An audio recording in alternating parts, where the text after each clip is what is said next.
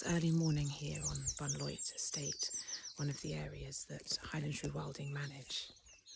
It's just after 5 and very grey and cold, which has been the theme this spring, but hopefully we'll still hear some good song. The birds still need to call to mark their territories and attract their mates, so we'll find somewhere and just sit quietly a while and listen.